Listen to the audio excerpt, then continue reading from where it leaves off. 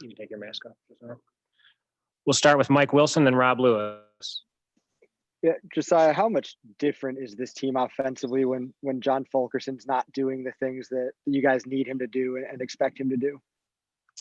I mean, it's tough, but I know that like last year we ran our offense through him. This year we have 5 guys on the court at one time who we can play through. So we know that he's our leader and that we need him. We need to get him going, but it's not going to be every night like tonight. He just didn't get it going, and I know he's going to bounce back. We know the player that he is. But I mean, other guys have to step up, and I think we saw that, and we know what we have to do going into the next game. And it's not just with him, but with anybody who's having an off night. Shots aren't falling. We got to find some way to get to the basket because I feel like that's what we settled too much tonight and didn't get as many points in the paint as we wanted to. And I feel like that's where we had a little bit of setback tonight. Yeah, kind of on that subject, Josiah, just what do you never really seem to get in sync on offense. Do you think that was the big part of it, the points in the paint, the shot selection? Coach said he thought that guys were settling a lot. Yeah, definitely. I mean, they were giving us open looks. We just weren't hitting them. Like I said, we practice those shots every day, but they just weren't falling. And we're still going to keep taking those shots. But at some point, you really got to put the game in the refs' hands, as Coach likes to say. And so I think that we got to learn from this and learn how to take it on the chin, but get better as we go. Grant Ramey and Troy. How much did you guys miss Jaden Springer on the offensive end in terms of the aggressiveness he brings, and how do y'all make up for his absence if he's out for a while? We missed him a lot. I mean, he's definitely one of a really talented freshman that we have, especially on both sides of the ball. We definitely missed him a lot, but I talked to him. He's in good spirits. Hopefully we don't miss him for too much longer, but it's really next man up mentality. We definitely wish he was out there, but we have guys prepared. We go against each other every day, and so it's next man up mentality. And so we know that all 5 guys that are on the court will be prepared. So how much different is this defense when Eve isn't on the court? And was tonight kind of a reminder that you guys can't always rely on him to be back there to kind of clean up some of the messes that y'all make? Yeah, I mean, it's real different. I mean, Alabama definitely had a game plan of going at him early. And I mean, he's a defensive player of the year. You want to try to limit his minutes on the court, but it's definitely a lot different. He's a guy who makes fix-it plays all over the court.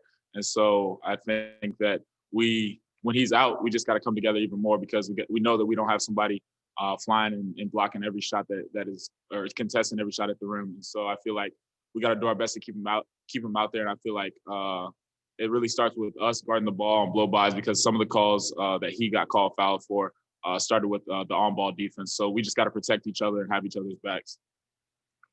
Nicholas Hill and Wes Rucker. Do you believe that Alabama's defense was forcing you into some of the bad shots in terms of the shot selection, or was it just more of your offensive execution tonight? I mean, we're getting the shots that we practice and we go through every day. So I'm not really sure that they were forcing us into those shots. They're shots that we make all the time. They just weren't falling today. That's how the game works. That's how it goes some days. And today just wasn't our day on the offensive end with the shots that we usually hit. And so, I mean, I guess that could have been their game plan. I have no idea, but it worked in their favor today.